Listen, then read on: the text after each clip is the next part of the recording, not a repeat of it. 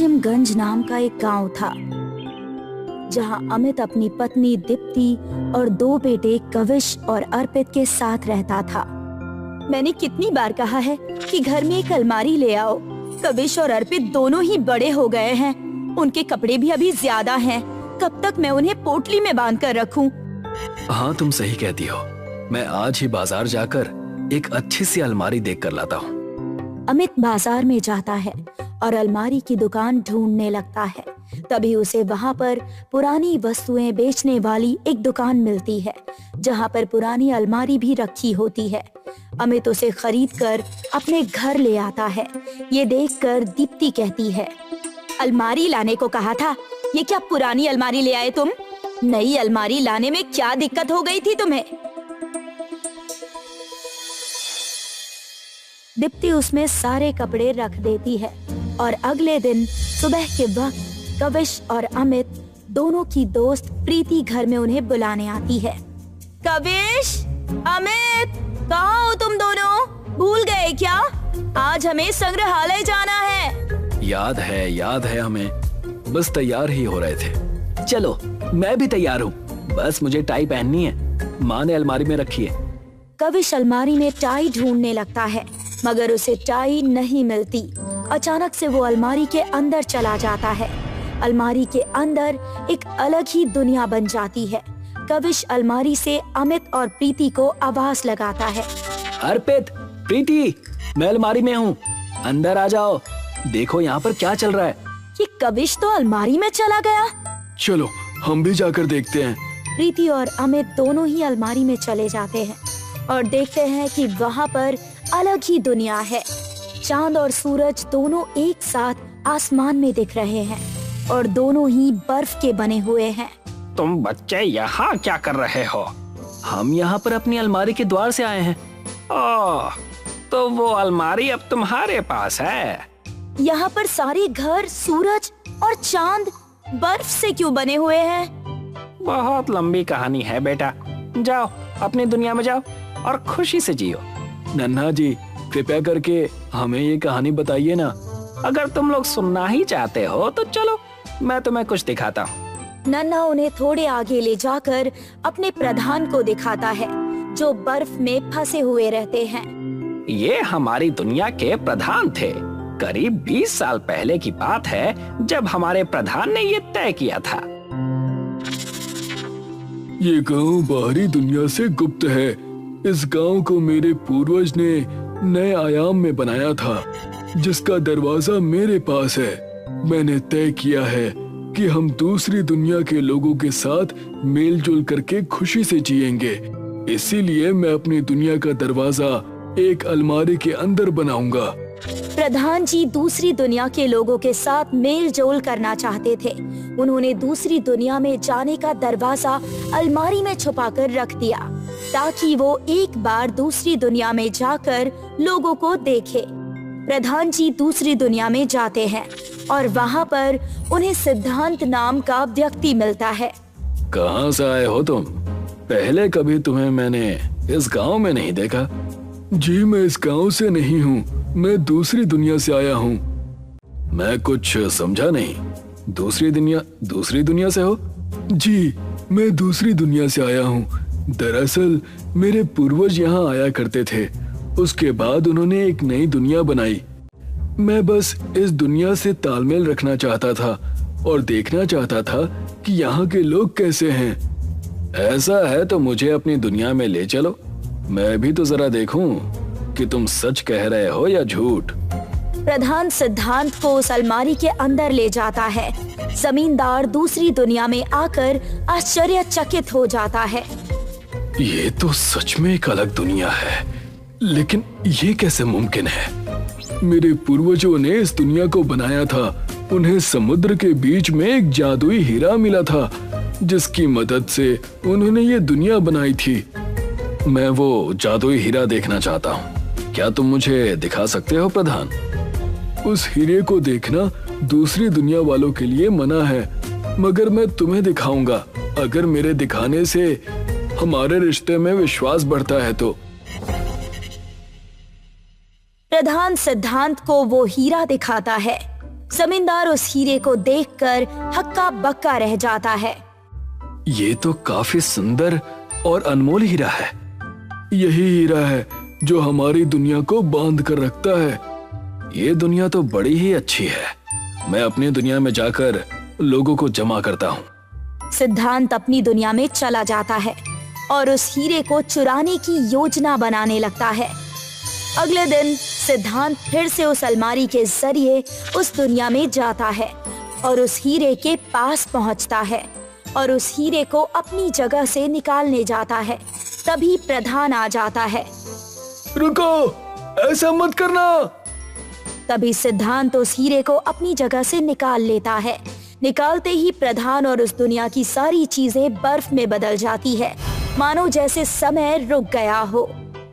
इस वजह से ये दुनिया पूरी तरह से बर्फ में बदल गई। किसी सिद्धांत नामक व्यक्ति के पास आज भी वो हीरा रखा हुआ है। सिद्धांत नाम कहीं सुना सुना सा लग रहा है। सिद्धांत को भूल गई क्या? हमारे गांव के जमींदार का नाम सिद्धांत है। पक्का फिर तो उन्होंने ही हीरा चुराया है। नन्हा, अगर हम उस हीरे को वापस लेकर उसकी जगह पर रख दें, तो क्या सब वापस पहले जैसा हो जाएगा? हाँ, अगर वो हीरा अपनी जगह वापस आ जाए तो सब पहले जैसा हो जाएगा। तो आप निश्चिंत रहिए, हम वो हीरा अपने जमींदार जो कि चोर है उसके घर से ले आएंगे और इस दुनिया को वापस पहले जैसा कर देंगे। प्रीति, अर्पित और कविश अपनी दुनिया में आ जाते हैं।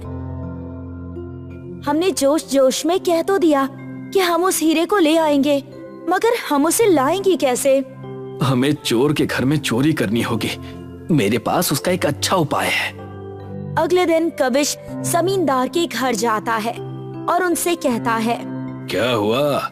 इतने तेज भागकर क्यों आ रहे हो? वो आपको प्रधान जी ने जल्दी बुलाया है, बहुत जरूरी काम है, जल्दी जाइए। जमींदार प्रधान के पास जाता है और दूसरी ओर प्रीति और अर्पित जमींदार के घर में घुस जाते हैं। अब जल्दी से हीरे को ढूंढते हैं। अर्पित, जाओ तुम घर से थोड़ी दूर खड़े रहो। अगर हमारे घर से निकलने से पहले जमींदार आ जाए तो तुम उसे किसी और चीज से भटका देना। अर्पित बाहर पहरेदारी कर रहा होता है और प्रीति और कविश घर में उस हीरे को ढूंढने लगते हैं। तभी अर्पित को जमींदार आते हुए दिखता है। अरे बाप रे, ये जमींदार तो यहीं आ रहा है। कुछ ना कुछ तो करना होगा। कमाल है, प्रधान ने तो मुझे नहीं बुलाया था। जमींदार साहब, आपके बड़े वाले खेत में आग लग चुकी है। जाइए, जल्दी जाइए, नहीं तो आपकी खेती पूरी तरह से बर्बाद हो जाएगी। क्या? अरे आज ये हो क्या रहा है मेरे साथ? जमींदार अपनी खेती में जाने लगता है। अरे तुम्हें वो हीरा मिला या नहीं? नहीं, पूरा घर छान मारा मगर वो हीरा कहीं नहीं मिला। मिल गया, मुझे हीरा मिल गया। ये इस संदूक में छुपा कर रखा हुआ था। कविश को वो हीरा मिल जाता है। वो लोग घर से बाहर आ जाते हैं और अपने घर जाने लगते हैं। तभी वहाँ जमींदार आ जाता है। रुक जाओ, मुझे लगा ही था कि दाल में कुछ काला है। लाओ, मेरा हीरा मुझे वापस करो। ये हीरा आपका नहीं है, ये हीरा दूसरी दुनिया से आप चुरा कर लाए हैं। दे दो वरना। अर्पित, प्रीति, भागो! तीनों दोस्त वहाँ से भागने लगते हैं और भागकर अपने अलमारी के पास पहुँचते हैं। जमींदार सिद्धांत उनका पीछा करते हुए वहाँ भी पहुँच जाता है, मगर तब तक तीनों अंदर की दूसरी दुनिया में चले जाते हैं और उस हीरे को उसकी जगह पर रख देते हैं। सब कुछ पहले जैसा हो जाता है, मगर वहाँ जमींदार भी आ जाता है। वो मेरा हीरा है, मैं उसे वापस लेकर रहूंगा। जैसे ही जमींदार हीरा लेने वाला होता है, तभी प्रधान उससे कहते हैं, रुक जाओ सिद्धांत, अगर अभी तुमने इस हीरे को फिर से चुराने की कोशिश की तो तुम बर्फ में बदल जाओगे। जैसे ही जमींदार हीरे को छूता है, वो बर्फ में बदल जाता है। मैंने तो कहा था, मगर इस सिद्धांत ने मेरी बात सुनी ही नहीं। जैसी करनी वैसी भरनी। सिद्धांत को वही मिला जिसका वो भागी था। नन्हा सारी बातें प्रधान को बताता है कि किस तरीके से प्रीति, अर्पित और कविश ने उन्हें बचाया। मैं तुम तीनों का कैसे शुक्रिया अदा करूं? हमें आपसे माफी मांगनी चाहिए। हमारी दुनिया के इंसान के कारण आप लोगों को इतना झेलना पड़ा। एक इंसान बुरा होता है, इसका मतलब ये नहीं कि सब बुरे होते हैं। आप लोगों ने हमारी मदद की, ये इस बात का प्रमाण है। आप तीनों यहाँ पर कभी भी आ जा सकते हैं। आगे से प्रीति, अर्पित और कविश अपनी अलमारी से दूसरी दुनिया में आते जाते रहते हैं। भारत में कोरोना की दूसरी लहर ने अपना प्रकोप दिखाना शुरू कर दिया। पूरे देश में लॉकडाउन लग गया, जिसके चलते बहुत सारे लोगों की आर्थिक स्थिति खराब हो गई और एक शहर में रहने वाले मान सिंह का व्यापार भी बंद हो गया। अपनी पत्नी अलका और बेटे दीपक के साथ उसने गांव लौट जाने का प्लान बनाया। मुझे लगता है कि अब हमें गांव वापस लौट जाना चाहिए। पिछले 25 वर्षों से गांव नहीं गए हो तो अब किस मुंह से जाएंगे? यहाँ भूख से मरने से अच्छा है कि हम अपने गांव वापस चले जाएं। माँ बाप की मौत के बाद भी हम लोग गांव नहीं गए। सभी गांव वाले क्या बोलेंगे? जब जीवित रहना भी संघर्ष बन जाए तो इतना ज्यादा नहीं सोचा करते। शहर में लॉकडाउन है, मैं आज ही गांव जाने की परमिशन लेकर आता हूँ। मान सिंह प्रशासन से परमिशन लेकर घर आ गया और घर का सामान बांधकर परिवार के साथ गांव जाने के लिए निकल गया।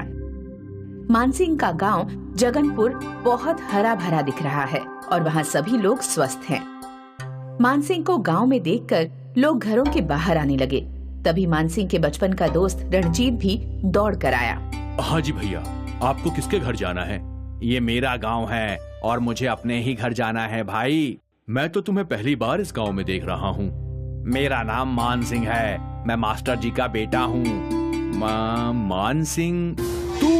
अरे तू तो मेरे बचपन का दोस्त है। देखा, मैं तुझे ही नहीं पहचान पाया।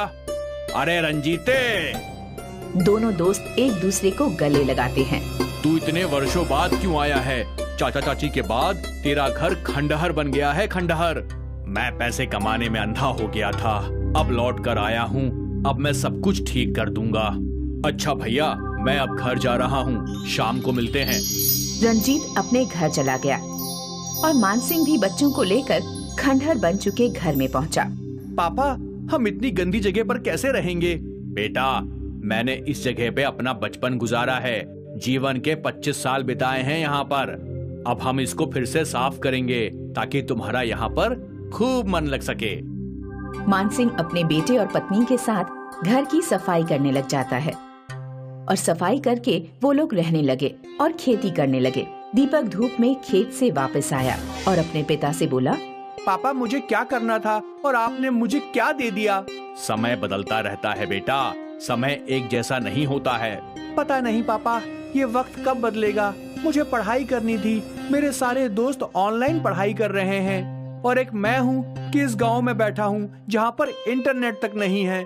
देखो दीपक, लॉकडाउन खुलने तक हम यहीं रहेंगे, हमारे पास और कोई दूसरा ऑप्शन नहीं है। मान सिंह सो जाता है।